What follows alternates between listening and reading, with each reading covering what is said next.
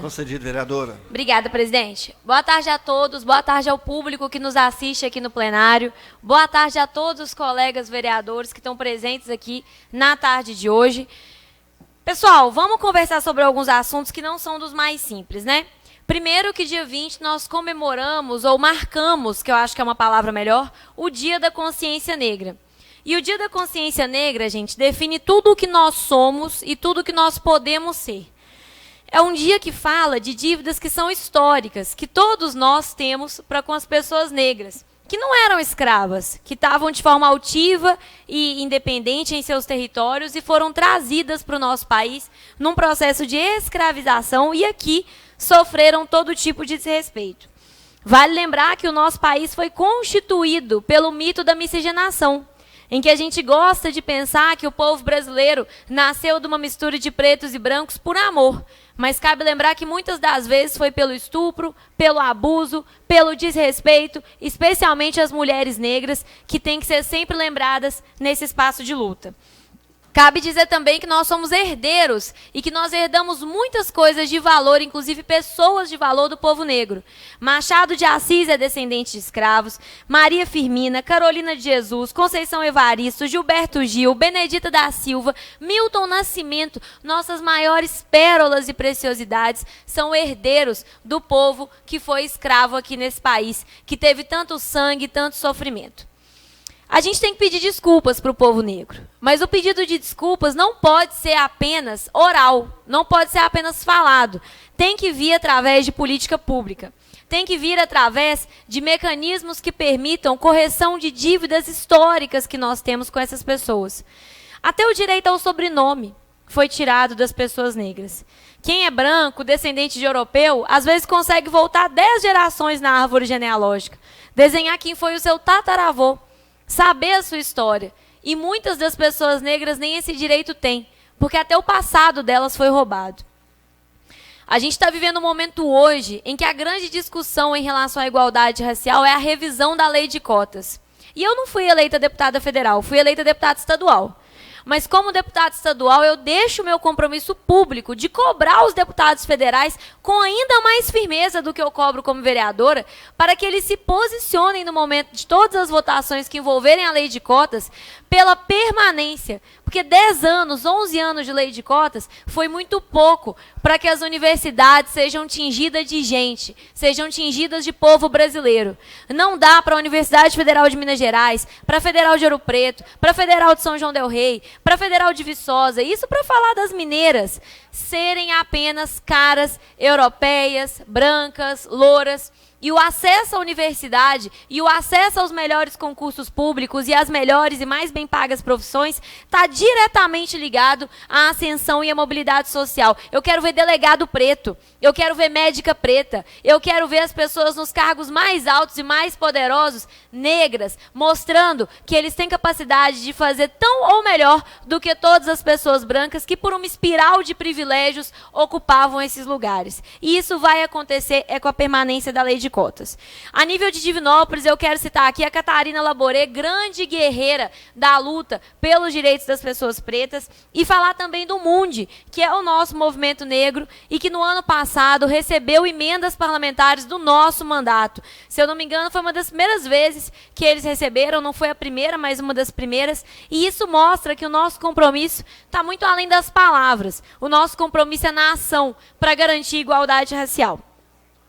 Hoje nós também tivemos, por convocação nossa, a vinda da secretária de Educação, convite nosso, a vinda da secretária de Educação e dos engenheiros da Secretaria Municipal de Educação. Essa decisão de convidá-los para vir aqui foi tomada, gente, como presidente da Comissão de Educação, depois das sérias denúncias trazidas pelo meu colega vereador, que eu respeito tanto, vereadora Ademir Silva. Vereadora Ademir, que já descortinou grandes problemas que acontecem na nossa cidade, e sempre que ele fala, ele tem que ser ouvido com atenção. Ele trouxe dúvidas legítimas e verdadeiras dentro do pregão que está sendo feito pela CEMED e que aponta a compra de uma quantidade muito grande de materiais de construção. Justamente por essa quantidade chamar a atenção, a gente chamou eles aqui e foi explicado.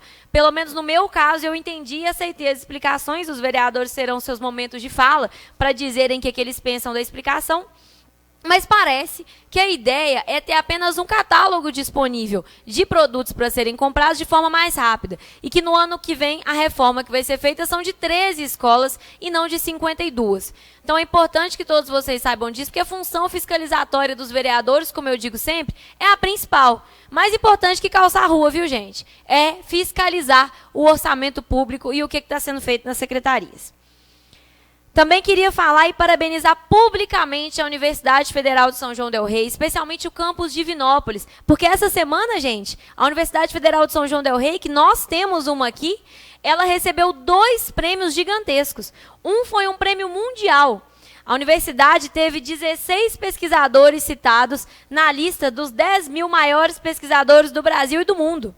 16 da UFSJ, e tinha gente aqui de Divinópolis. Então, esse é motivo de muito orgulho para a gente, é motivo de prestígio. É Divinópolis, é a UFSJ colocada entre as publicações científicas de mais alta relevância do mundo, que estão gerando conhecimento na área da saúde, da infraestrutura, da educação, da ciência de base. Então, é muito importante a gente valorizar esses profissionais. A UFSJ também recebeu o prêmio CAPES, o prêmio CAPES Elsevier, na categoria Produção Científica de Maior Impacto.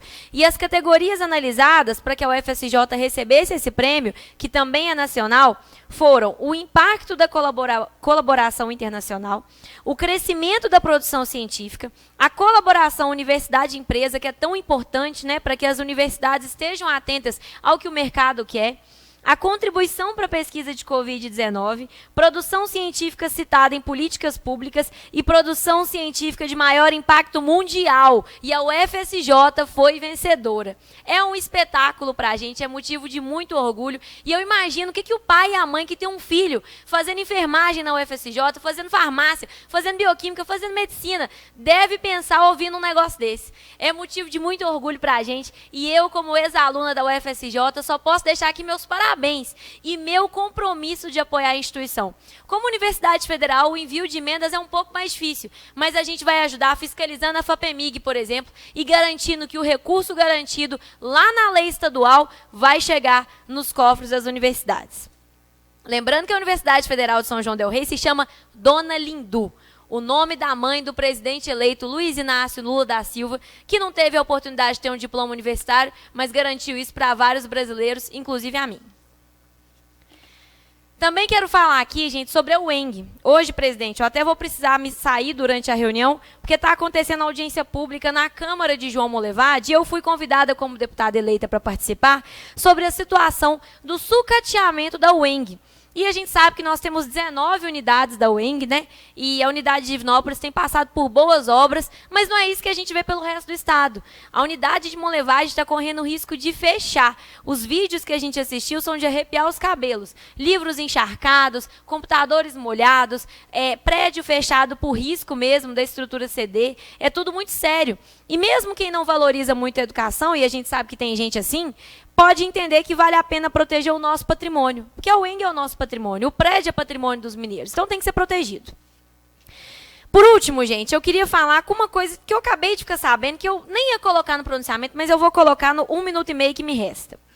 Acabei de saber que um projeto de lei que eu protocolei no início do mandato e que ficou aqui engatinhando nessa Câmara por muito tempo, um projeto de lei que dispõe sobre a obrigatoriedade de todos os documentos digitais do governo municipal estarem no formato de PDF pesquisável, foi vetado pelas 2 comissões definitivas aqui da Câmara, a Comissão de Constituição e Justiça e a Comissão de Administração Financeira e Orçamentária.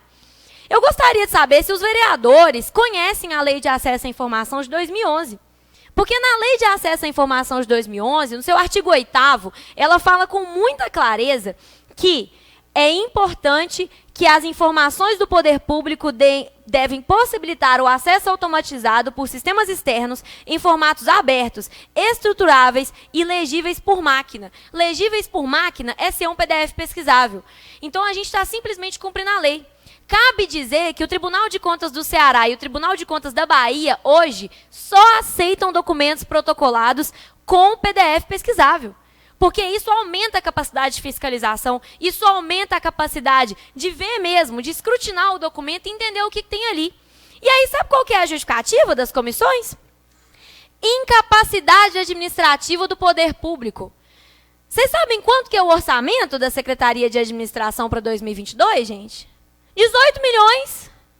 18 milhões. Secretário ganha 12. Um monte de servidor. Como assim, incapacidade do poder público? Vergonha, vereadores, vergonha. E os vereadores que compõem a comissão, até que tenha sido mudado, mas não está alterado no site da Câmara, vereador Caboja, Israel e Flávio Marra, da Constituição e Justiça, vereador da Fiscalização Financeira, Rodson, acho que foi modificado, Hilton de Aguiar e Eduardo Azevedo. Eu gostaria de ouvir deles aqui para um debate pleno, no plenário, sobre por que eles deram esse parecer negativo. Porque, afinal, eu ouvi aqui nos bastidores uma frase que me entristeceu demais, gente, que o parecer é do procurador. Procurador é um servidor público, o parecer é do vereador. Eu nunca fiz, procurador nenhum fez parecer para mim. É a minha equipe jurídica que faz parecer, e no parecer tem o que eu quero que esteja lá, dentro da legalidade. Claro, a legalidade tem que ser observada. Mas o parecer é do vereador. E se a gente elege vereador para procurador fazer parecer, ou então não precisa da gente não. Então a gente é um gasto de dinheiro sem necessidade, acaba com isso aqui. Porque uma das funções do vereador é legislar. Uma das funções dos vereadores é fazer projeto de lei e tem que ser capaz de discutir aqui no plenário. Por que que disse não para um projeto? Por que que disse sim para um projeto? Um projeto que aumenta a transparência. Durante a CPI da educação, eu me afoguei em pastas e pastas. Estou encerrando, presidente. Pastas e pastas de documento para poder entender tudo que tinha lá. Se fosse pesquisável, teria sido muito melhor e muito mais rápido, inclusive para responder o povo. Então eu gostaria de convidar esses vereadores a explicarem aqui no plenário, já que o parecer é deles e não do procurador, por que que eles escreveram isso. E incapacidade técnica de secretaria com 18 milhões de recurso faz-me rir. Obrigada pela cessão da palavra, presidente. Nós que agradecemos.